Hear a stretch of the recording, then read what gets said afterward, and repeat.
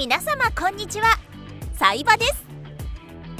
よくヨガをやっていますと言うと、じゃあ体が柔らかいんですねと言われます。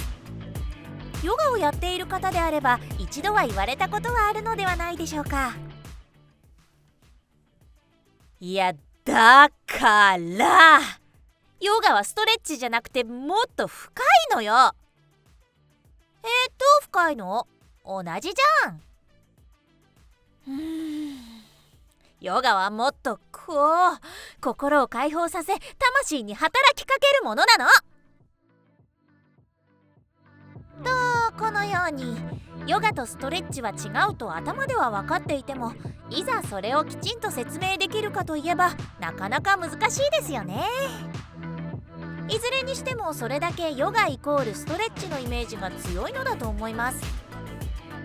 そこで今回はそのヨガとストレッチの違いについてきちんと説明していきたいと思います。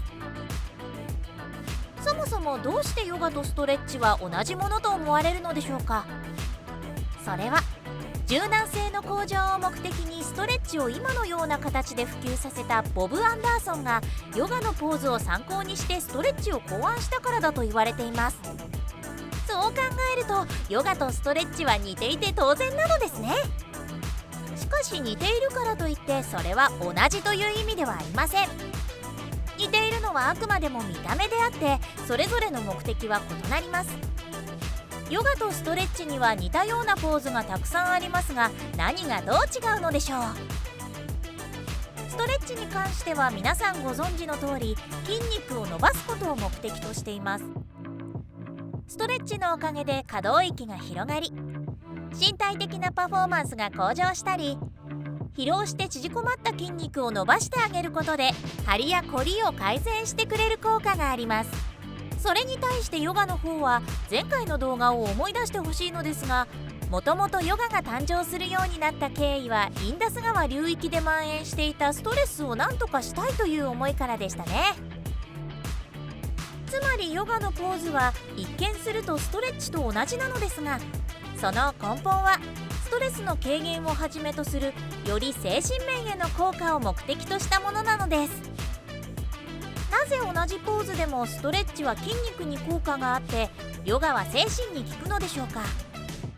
それはヨガでよく耳にする内側を見つめるという行為に秘密があります。内側を見つめる、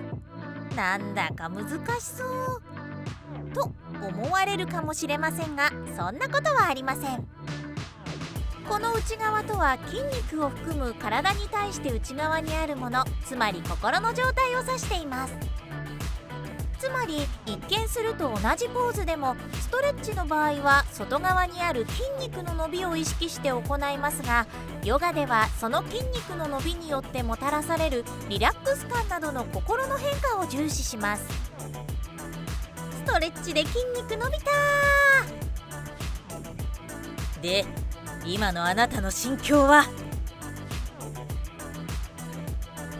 というようにストレッチをしたことで自分自身の心がどう変化したのか、こうした心の変化に関することをずっと問いかけてくるインタビュアーが自分自身の中にいるかどうかがヨガとストレッチの分かれ道になると言えます。少し専門的な言葉で言えば客観視やメタ認知などと呼ばれたりしますが、要は客観的に自分を見れているかどうかということです。当然あれこれ何か考え事をしながら漠然と筋肉を伸ばしていればそれはヨガにはなりえません。少し脳科学的な視点でお話をすれば、ヨガを内面的に行うには脳の思考を司る場所をいかに休ませ、逆にいかに脳の背外側前頭前野や頭皮質と呼ばれるような感じるに関連する領域を活性化できるかが重要になってきます。まさにブルース・リーが語っていた Don't think, feel です。このブルース・リーのような境地になるには常日頃から自分自身の感情にフォーカスする必要があります。それにはヨガをしている最中の心の変化を繰り返し観察することです。初めは気づいたら何か別のことを考えてしまっているでしょう。これは人の脳は活動をしている限り常に雑念が浮かんでくるようになっていますので仕方がないことなのです。つまり無になるというのはかっこいいですが、理論上はほぼ不可能に近いのですね。実際釈迦やキリストのような瞑想の達人でさえ瞑想中にさまざまな誘惑や悪魔の幻影が襲ってきたと伝えられています。あれがいわゆる雑念なのです。しかし瞑想の達人たちはそうした雑念に振り回されることはありません。ですので大事なのは無になることではなく雑念をスルーする力。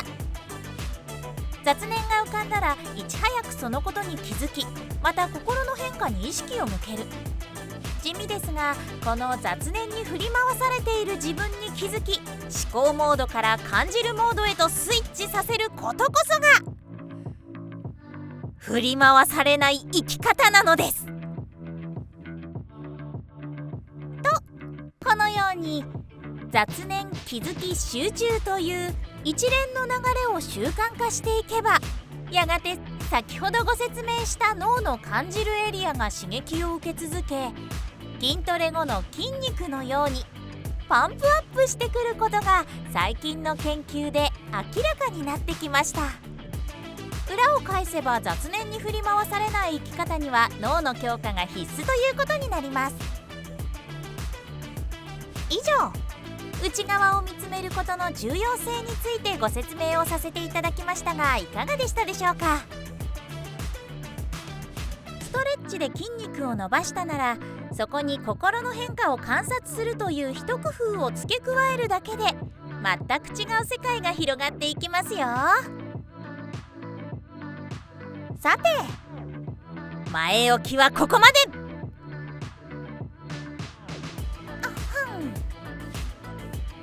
皆さん、6月13日といえばそう、私の誕生日なので、その日は生誕祭として私自身のことをもっと知ってもらえるような特別な回にしたいと思います。どうぞお見逃しなく。今後も定期的にこうしたヨガや脳に関する解説動画を上げていきますので、もしよろしければ高評価、チャンネル登録、X のフォローをどうぞよろしくお願いします。それでは6月13日に会いましょう。